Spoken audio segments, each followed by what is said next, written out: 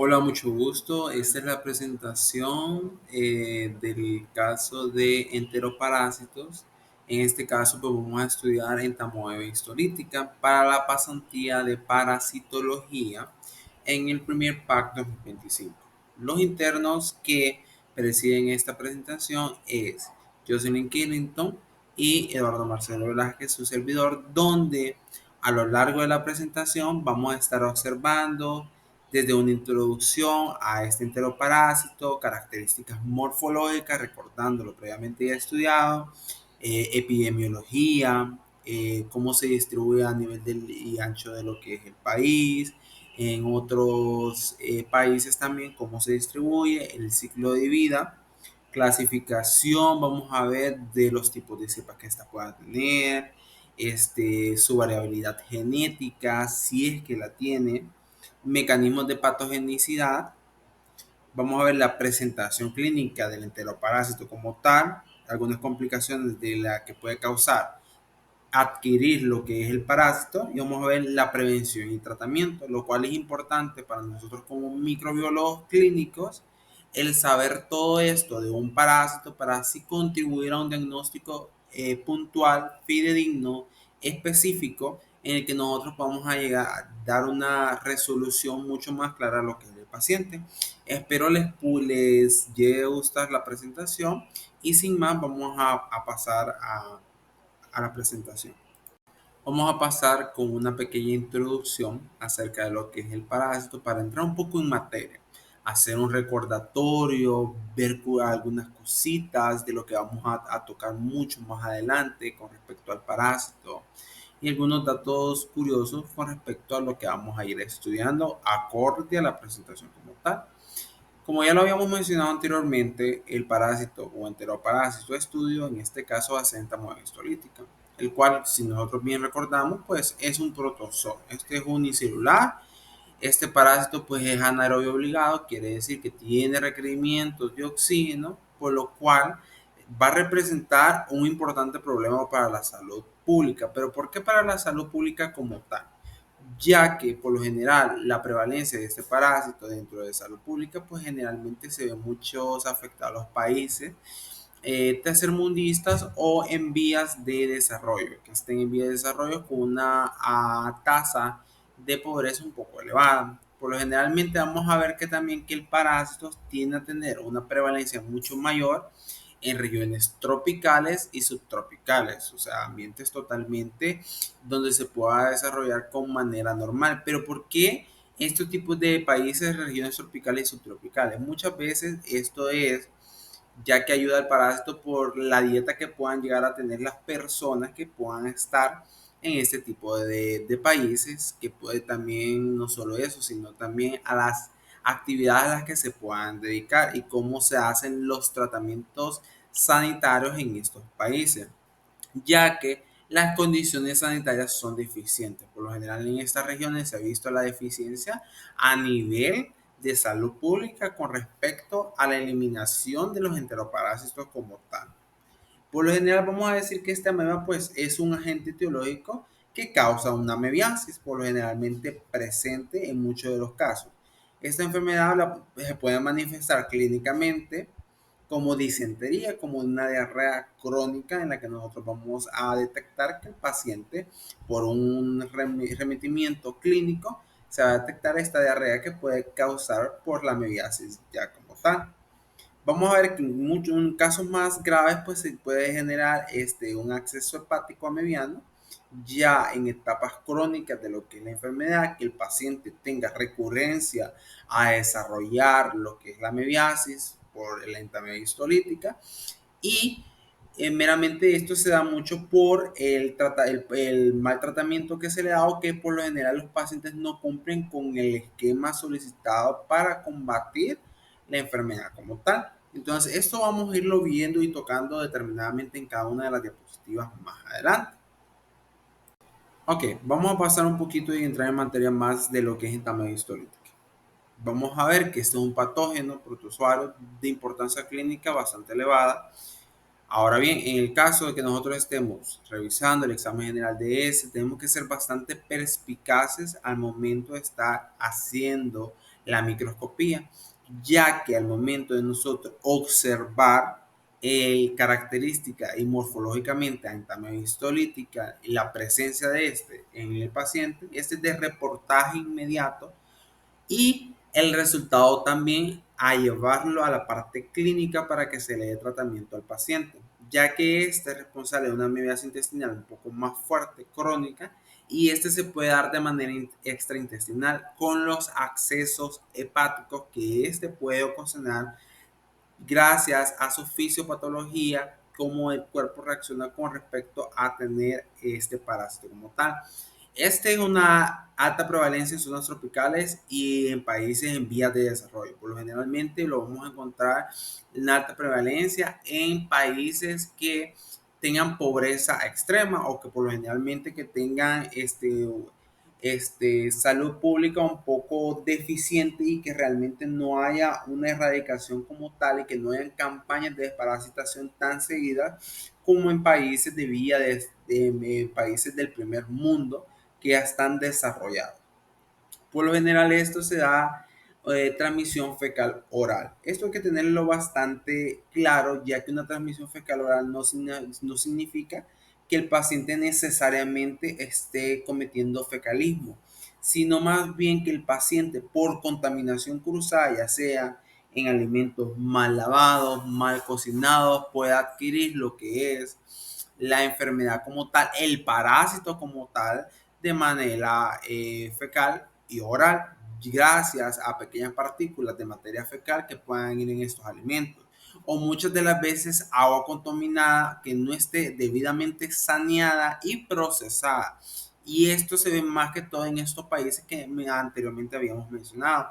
Países en vía de desarrollo que generalmente no tienen una sanidad elevada y que por lo general muchas de las áreas empobrecidas requieren de adquirir pues agua de ríos, no tiene la capacidad de llegar a hervir sus alimentos, que tengan que estar bien cocinados, no tienen baños, por lo generalmente son letrinas, incluso ni siquiera llegan a letrinas y por eso se da lo que es la adquisición de lo que es el parásito. Vamos a ver que el curso clínico o la clínica de este puede venir desde estar asintomático el paciente, por lo general, hasta complicaciones severas. En el caso de los pacientes asintomáticos, pues como bien lo menciona, pues son pacientes que realmente no presentan como tal ninguna sintomatología que pueda estar causando el parásito, gracias a que tal vez tengan sus defensas bastante bien, bastante estables, lo pueda estar combatiendo y más sin embargo no llega a presentarse un cuadro clínico severo. Y también se puede llegar a estar complicaciones severas como lo que es el acceso hepático, cuando ya está, pues por su patología, ya ha invadido esta parte. Ahora bien, vamos a hablar un poquito de la clasificación taxonómica, que es importante como doctores y como profesionales de la microbiología saber cómo es la clasificación taxonómica de lo que es este parásito, desde dónde proviene, desde su origen, su clase, hasta la especie en estudio que nosotros vamos a estar estudiando. Ok, vamos a ver que viene el reino protista, del filo Amebozoa, es la clase de Sacamoea, el orden Amoebida, la familia Entamoebidae, el género Entamoeba o Entameba, la especie va a ser Entameba histolítica en este caso, va a ser un agente etiológico bastante importante de amebiasis y es una infección totalmente global. No es que solo Honduras lo tiene, se puede presentar en países desarrollados, tanto como subdesarrollados y en vías de desarrollo. O sea, tercer, segundo y primer mundo con respecto a salud pública y con respecto a erradicación parasitaria. Nada más que vamos a ver que la prevalencia en los diferentes tipos de países va a llegar a ser diferente. Esto por lo generalmente contribuye a una gran morbilidad y mortalidad mundial con respecto al tratamiento de entamedia histolítica, ya que en los países subdesarrollados por lo generalmente por el diagnóstico tardío pues no se llega a dar el tratamiento específico al paciente y por lo generalmente estos parásitos, ya sean en pacientes inmunodeprimidos o inmunosupresos, pues llegan a afectar bastante.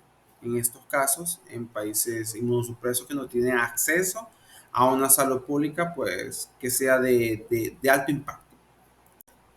Ahora vamos a pasar a la morfología del trofozoito, lo que como microbiólogos y profesionales de la microbiología nos compete como tal de tener un ojo agudizado y tener prácticamente una memoria fotográfica con respecto al diagnóstico microbiológico y previamente hablado de la importancia y eficacia que nosotros debemos tener dentro del laboratorio.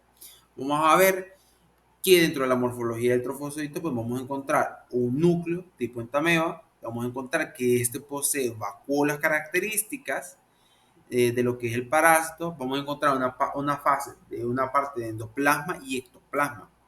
Este tiene un cariosoma central, una característica bastante importante al momento de identificación.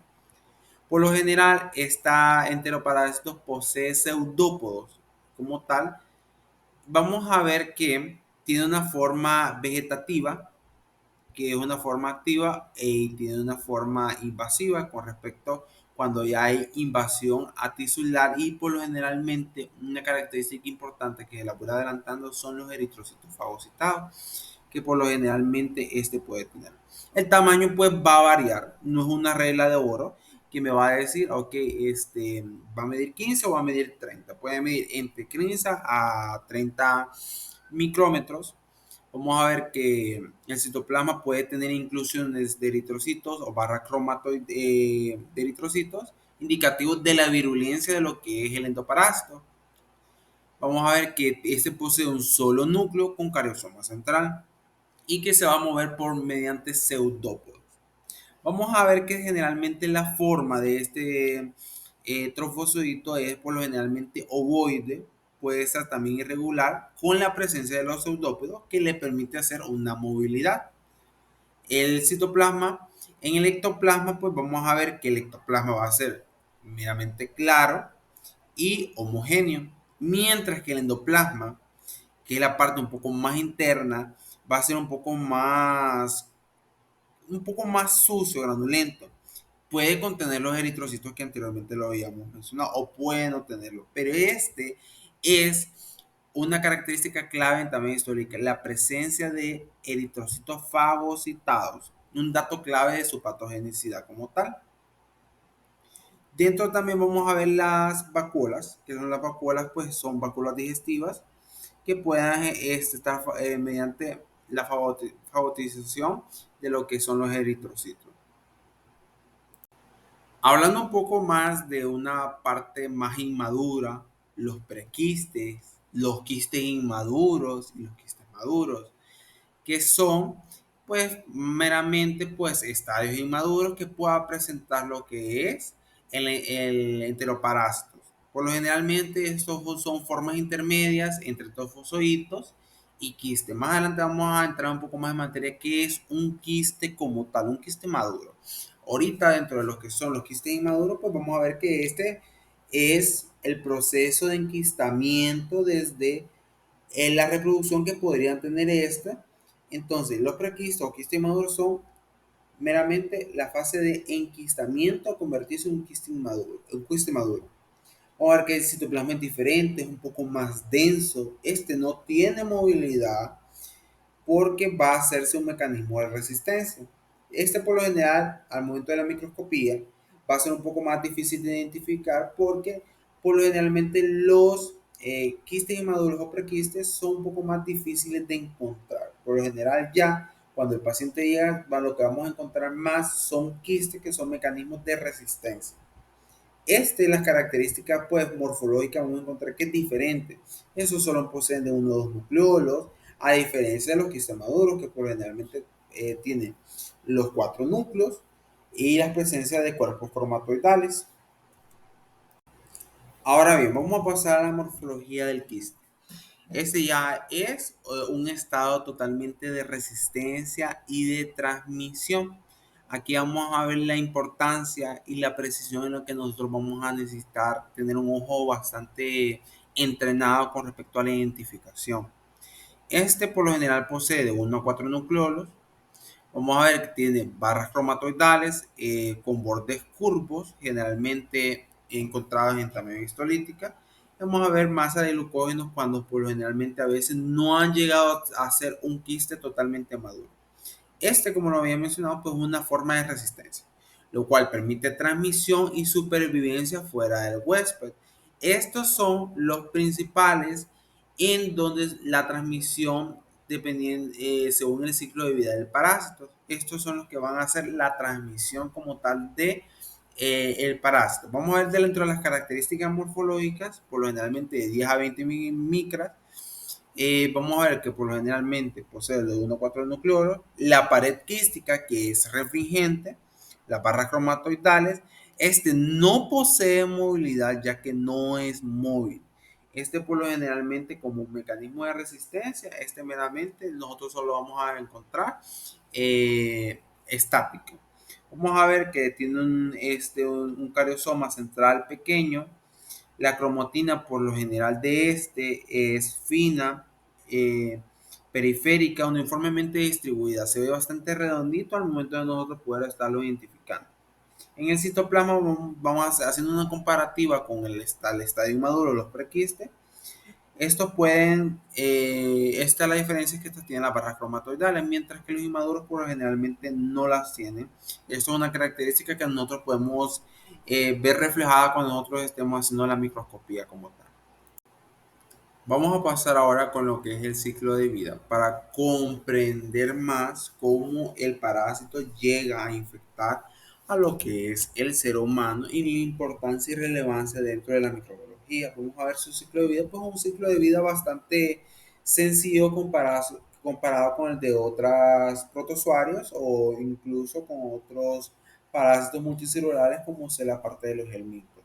Vamos a ver que su ciclo de vida es directo. Este tiene un hospedero definitivo, un solo hospedero. Por lo generalmente podríamos asociar lo que este es en un ciclo de vida monoxeno, en donde solo tiene un hospedero definitivo. Vamos a ver que los quistes, como los trofizoitos, son eliminados en las heces del hospedador. Por lo generalmente la evidencia microscópica en la microscopía con respecto al examen general de ese. Aquí nosotros vemos evidenciado la presencia de estos parásitos a nivel intestinal, a nivel de intestino grueso. Pues como ya lo habíamos mencionado, el hospedero definitivo pues es el humano. Zona anatómica específica por base del intestino grueso.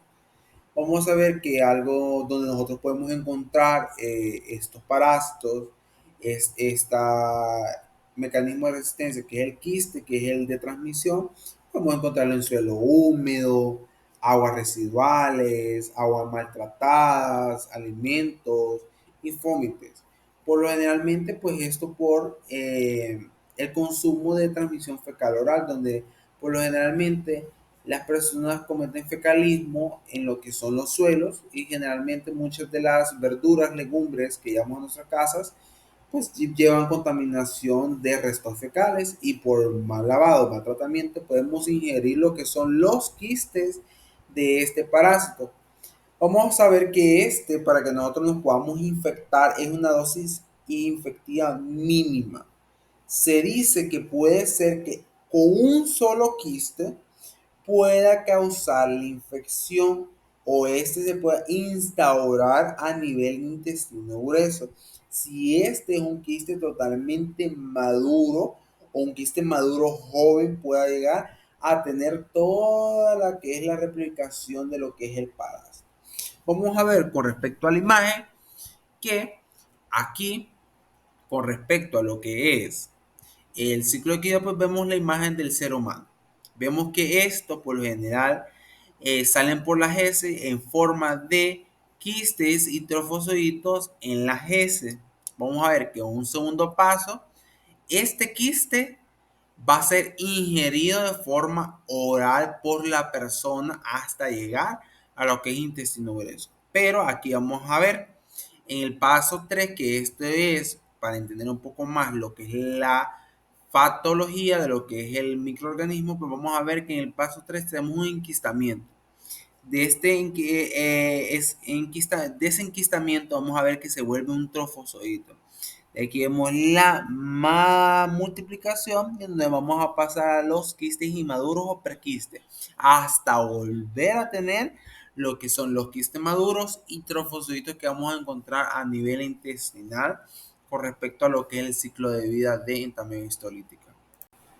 Ahora bien, vamos a ver las variantes genéticas que pueda tener entamedia histolítica y sus cepas respectivas. Por lo general, las infecciones por entamedia histolítica pues, pueden mostrar una diversidad en los resultados clínicos, ya sea por la variabilidad que nosotros vamos a encontrar o de las cepas que puedan estar prevalentes en la que es la zona en la que nosotros estamos trabajando. También vamos a ver la virulencia de estas cepas y cómo estas van a ir afectando lo que es la ameba y cómo puede causar impacto en lo que es a nivel clínico y a la respuesta a los tratamientos. Por lo general nosotros vamos a ver que encontramos dentro de la variabilidad genética, pues vamos a ver que en tamaño histolítica por lo general no se reporta meramente como en tamaño histolítica. Pues generalmente lo vamos a ver que se reporta en el complejo de tamaño histolítica, pleca dispar y o pleca Moscovy, que por lo generalmente dentro de estas tres, la patógena es en tamaño histolítica, que es de reportaje inmediato, como lo habíamos mencionado anteriormente. Mientras que su hermanita gemela, esta ameba dispar, más bonita, más sencillita ella, es morfológicamente indistinguible. Estas son iguales, pero no es patógena. Donde nosotros vamos a diferenciar que es entameba histolítica de entameba dispar es de los eritrocitos fagocitados, ya que entameba histolítica puede fagocitar lo que son eritrocitos, mientras que dispar no se puede o no se ha encontrado la evidencia que pueda hacerlo todavía. Y pues encontramos otra hermanita que es Entamoeba moscovi. Esta puede causar sintomatología gastrointestinal, pues, pero de una manera un poco más leve. Esto pues se pensaba anteriormente que era solo ambiental, mientras que cuando se hicieron estudios pues se encontró que había este parásito como tal a nivel intestinal. Vamos a ver que los estudios genotípicos de entamedia histolítica, pues podemos nosotros utilizar pues para la diferenciación pues estudios moleculares como PCR, secuenciación de ARN mensajero, donde vamos a ver la variabilidad como tal. Por lo general en se han descrito pues bastantes haplotipos en la diversidad de regiones del mundo que pueden ir cambiando pues la este toxicidad como tal de lo que es la variante de histolítica o cómo puede afectar clínicamente. Vamos a ver que de las cepas de entamoeba histolítica, por lo generalmente nosotros vamos a encontrar, para empezar, la HM1, donde es una cepa totalmente patógena. Esta por lo generalmente fue aislada en México, muy utilizado para estudios de vigilancia en biología molecular para pruebas de fármacos con respecto para ver la sensibilidad que pueda tener ante ellos. Vamos a ver que otra importancia pues es la RAMA, donde es una cepa no patógena en tamaño histolítica usada como un control a nivel de estudio genético. Y así nosotros vamos a ver cómo esta tiene una importancia diagnóstica, porque la distinción entre entamoeba histolítica y otra especie, como son sus hermanitas, entamoeba dispar o Moscovy, pues no es esencial para evitar lo que son falsos positivos o que el paciente pueda tener lo que es una manifestación clínica un poco más grave en el diagnóstico. Las pruebas moleculares, porque nosotros vamos a poder realizar con estas variaciones genéticas o cepas, pues va a ser PCR o técnicas meramente de secuenciación para poder diferenciar entre especies y genotipos. Lo que nosotros utilizamos de manera más rudimentaria en el laboratorio es entre entamoeba histolítica y entamoeba dispar es la presencia de eritrocitos fagocitados.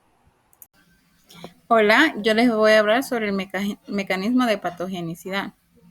Su capacidad patogenia depende de varios factores que le permiten invadir tejidos, evadir la respuesta inmune y causar daño celular. Como primero está la adhesión al epitelio intestinal. El primer paso de la patogenicidad es la adhesión del trofozoito a las células del epitelio intestinal mediante la lectina GAL-NAC, una proteína de membrana que reconoce residuos de galactosa o N-acetilgalactosamina en la superficie celular. Esta interacción es esencial para iniciar la invasión tisular. Otro de los mecanismos es la cistólisis. Cuando la entamoeba histolítica establece contacto con las células blanco, ocurre la histólisis. Este es el mecanismo al que la entamoeba histolítica debe su nombre por su capacidad para destruir los tejidos. Una vez que está adherido, el parásito induce la muerte celular a través de secreción de enzimas proteolíticas como cisteína proteinasa que degradan la matriz extracelular y facilita la invasión. También por la formación de poros en la membrana celular por ameboporos que causa lisis osmótica de las células huésped, inducción de apoptosis por contacto directo. Otro de los mecanismos es la fagocitosis, que la fagocitosis de entamoeba histolítica es el proceso que consiste en la ingestión de fragmentos celulares, células vivas, partículas inertes y la tópica ingestión de glóbulos rojos, que es la eritrofagocitosis. En este proceso, la unión del parásito puede estar mediada por fuerzas electrostáticas, pero también existen mecanismos altamente específicos en los que intervienen moléculas de superficie como la cisteína proteasa y componentes del citoesqueleto. Este proceso va acompañado por la formación de fagolisosomas dirigido por GTPasa y proteínas RAM, que actúan como moduladores en la regulación de la función vesicular con la membrana de las células en blanco. Otro de los mecanismos es su relación sobre el huésped y el parásito. Esta relación implica una serie de interacciones entre los mecanismos de defensa del huésped para expulsar el patógeno y las estrategias desarrolladas por el parásito modular la respuesta del huésped y favorecer su supervivencia. Después de atravesar el epitelio, puede alcanzar la submucosa, causando ulceraciones características en forma de matraz. Desde ahí puede acceder a la circulación portal y llegar al hígado, donde forma abscesos hepáticos por necrosis de parenquima. Sobre su epidemiología, la entamoeba histolítica es un parásito intestinal con distribución mundial, aunque su prevalencia es mayor en países en desarrollo, donde las condiciones sanitarias son deficientes. Se estima que afecta aproximadamente 50 millones de personas en todo el mundo, con una mortalidad anual entre 40.000 a 100.000 casos, lo que lo convierte en la tercera causa de muerte por parasitosis después de la malaria y esquistomiasis. Su distribución y prevalencia presente en todos los continentes, especialmente en zonas tropicales como América Latina, África, el sudoeste asiático y la India. Son más comunes en áreas sin acceso a agua potable ni sistema de saneamiento. Su grupo de riesgo son niños y personas inmunocomprometidos y viajeros. En los países desarrollados, la infección se presenta principalmente en viajeros, inmigrantes o brotes en instituciones cerradas. Sobre sus factores de riesgo, la infección por entamoeba histolítica se asocia a condiciones socioeconómicas, ambientales y personas que favorecen la transmisión del parásito, como ingesta de alimentos contaminados por una mala preparación de alimentos en condiciones antihigiénicas o agua sin tratamiento por ausencia de consumo de agua sin tratamiento por pozo o río, o también puede ser por falta de saneamiento básico, que ausencia de inodores o sistemas adecuados para el manejo de excreciones. Contacto cercano con personas infectadas, prácticas sexuales anales o fecales que pueden facilitar la transmisión entre hombres que tienen sexo con hombres. Inmunosupresión, pacientes con VIH o cáncer o tratamientos inmunosupresores que tienen mayor riesgo de formas invasivas. También puede ser por el sexo, porque algunos estudios sugieren que una mayor frecuencia de absceso hepático a mediano en hombres adultos, posiblemente por diferencias hormonales o inmunológicas. En sus formas clínicas está sintomática y extraintestinal. En la sintomática representa el 80-90% de los casos. El parásito permanece en el intestino sin causar daño tisular. El paciente actúa como portador, eliminando quistes en las heces y facilitando la transmisión. En su forma sintomática, que es la amebiasis intestinal, su forma invasiva, puede ser por colitis amebiana aguda, que los pacientes presentan síntomas como diarrea con moco y sangre, dolor abdominal típico cólico, tenesmo, que es el deseo continuo de defecar, fiebre moderada, esta no siempre está presente. Puede ser por colitis amebiana crónica, que el paciente presenta síntomas de diarrea intermitente o alteración con estreñimiento, pérdida de peso, dolor abdominal persistente, puede disimular enfermedad inflamatoria intestinal y también puede ser por complicaciones intestinales como megacolon tóxico. Este es raro, pero es grave, perforaciones intestinales y formación de masas inflamatorias llamadas amebomas. Y en su forma extraintestinal, el más común es el absceso hepático amebiano. El paciente presenta fiebre alta, escalofríos, dolor e hipocondrio derecho, hepatomegalia dolorosa, en etapas avanzadas tos, dolor pleúrico o derrame pleural.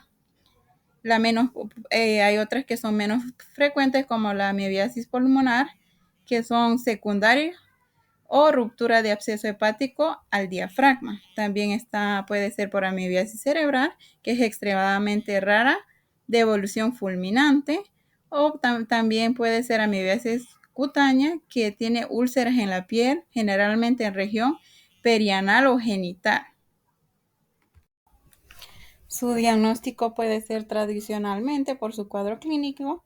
El 90% de los casos son asintomáticos y los que presentan sintomatología presentan diarrea líquida con moco y sangre, fiebre, sudoración excesiva, cefalea, cansancio, pérdida de apetito y bajo de peso, náusea y vómito, dolor de tórax, leucocitosis y dolor abdominal intenso. Diagnóstico parasitario. La amebiasis se orienta a partir de la evolución de los síntomas y signos físicos y antecedentes epidemiológicos del paciente, aunque no es definitivo sin confirmación del laboratorio. En amebiasis intestinal, como la colitis amebiana aguda, los síntomas clave sería diarrea con moco y sangre, dolor abdominal tipo cólico, tenesma, fiebre leve, en hallazgos físicos, dolor a la palpación del abdomen inferior, en casos graves signos de irritación peritoneal. Sospechas clínicas sería que el paciente con disentería no febril o febril leve en contexto de viaje, residencia en zona endémica o consumo de agua no segura. En amebiana crónica, uno de los síntomas clave sería diarrea intermitente, pérdida de peso, dolor abdominal difuso, puede simular enfermedades inflamatorias intestinales. En un absceso hepático amebiano, los síntomas más principales sería que tiene fiebre alta, de inicio insidioso, dolor hipocondrio derecho, náuseas, astenia, pérdida de peso. En hallazgos físicos,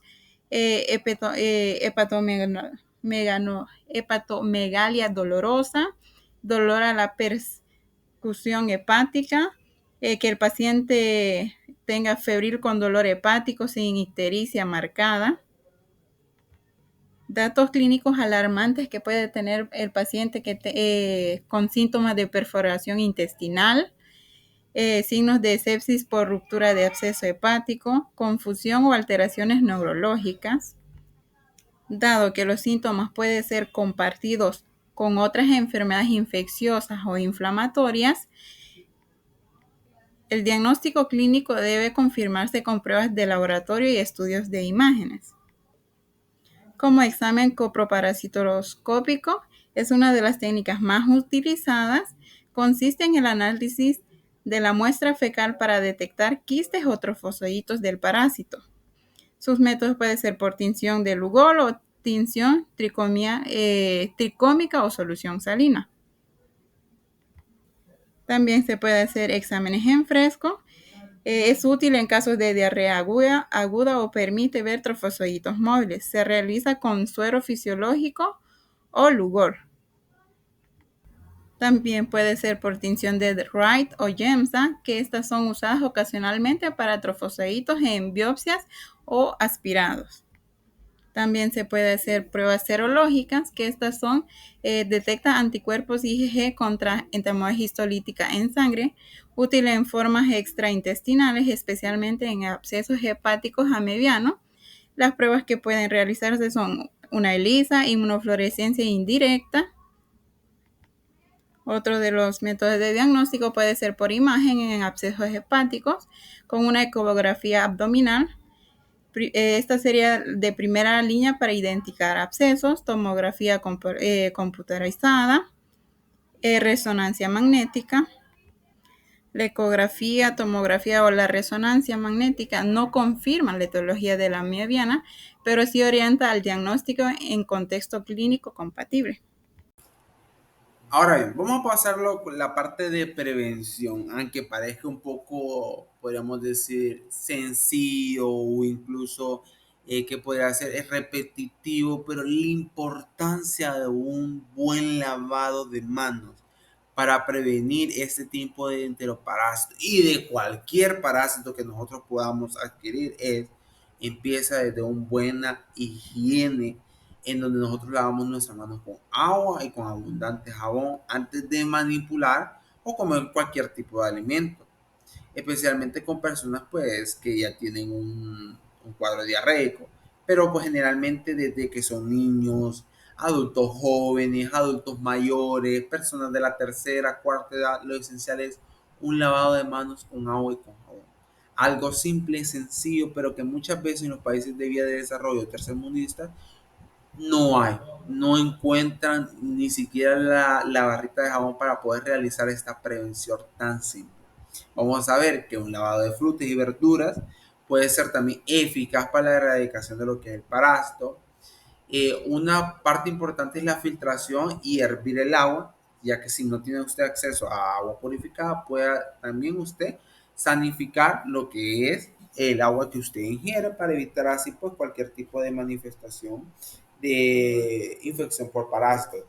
Educación sanitaria es de gran relevancia en nuestros países que generalmente tienen una salud pública pobre, pero es importante concientizar a las generaciones jóvenes con respecto a la prevención, que es importante, los pasos que debemos realizar.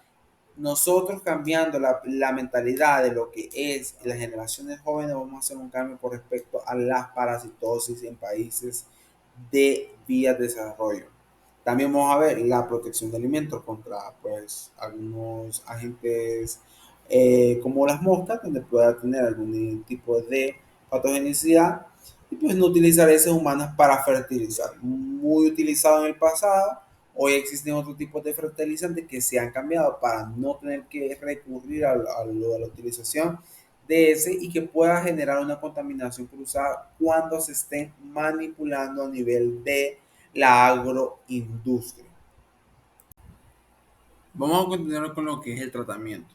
El fármaco de elección, en este caso, por infección por enfermedad histolítica, va a ser metronidazol o tinidazol. En este caso, tinidazol nos va a ayudar a nosotros a eliminar los trofocitos como tal. El metronidazol se puede dar por vía oral o por vía intravenosa o incluso intramuscular por 10 días.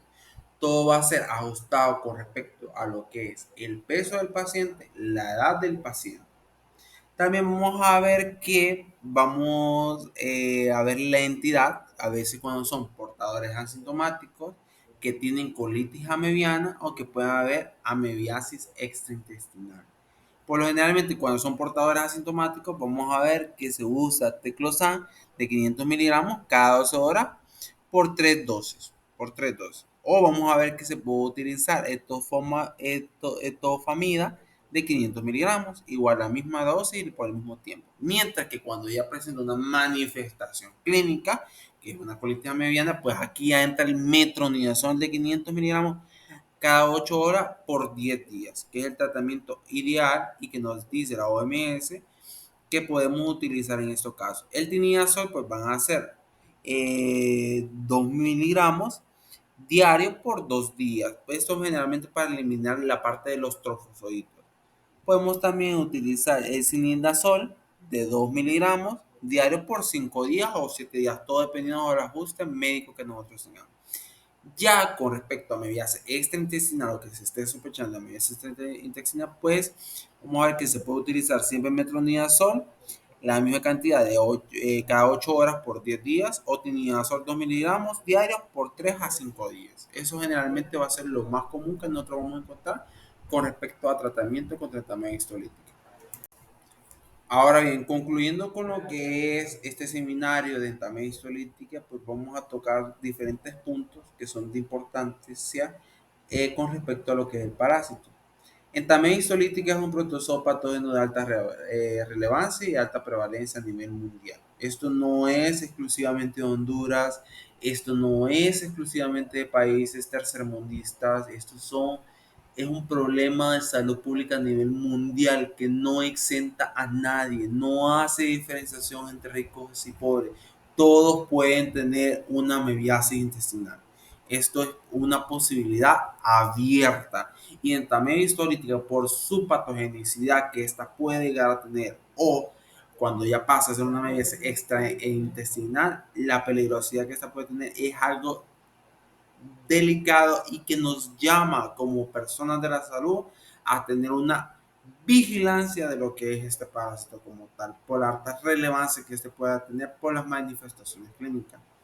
Este vemos que afecta al sistema gastrointestinal y que puede diseminarse por un mal tratamiento, por un mal diagnóstico, por un diagnóstico tardío donde la persona esté prácticamente en una etapa un poco más crónica, donde ya se hayan formado accesos hepáticos. Además, la importancia de pacientes inmunosupresos o inmunodeprimidos. Vamos a ver que el diagnóstico va a requerir pues, pruebas complementarias, como puede ser examen general de heces, un seriado de heces, también pueda tener coloraciones en que nosotros podamos diferenciar lo que son los eritrocitos fagocitados por la ameba, o pruebas de biología molecular como el PCR para diferenciar entre las variantes genéticas que ésta pueda tener o la cepa que nosotros estemos estudiando en ese momento que pueda estar presentando problemas en el paciente. El tratamiento, como cualquier otro, va a ser efectivo si se detecta a tiempo, pero no solo nos quedemos si se detecta a tiempo, va a ser efectivo si el paciente cumple con la cobertura que se le da durante el tiempo. No es que al noveno día, ya me cansé de tomar esto, ya no lo voy a tomar. Tiene que cumplirse el esquema que el paciente tiene indicado para que se pueda erradicar como tal lo que es la infección parasitaria. Y para concluir, la amebiasis es la tercera enfermedad parasitaria más importante del mundo, donde tiene una distribución totalmente mundial, que varía de un lugar a otro, de país a pueblo, a población, generalmente con tasas de prevalencia más altas en algunas zonas del trópico, donde el saneamiento es un poco más deficiente. Esa sería la bibliografía utilizada para lo que es este seminario. Ahí pueden encontrar la información que nosotros adquirimos para complementar todo lo que fue el seminario, desde toda la introducción, los factores de riesgo, la variante genética, virulencia, la esquematización como tal. Aquí ustedes pueden abocarse para adquirir un poco más del conocimiento que nosotros reforzamos en este seminario.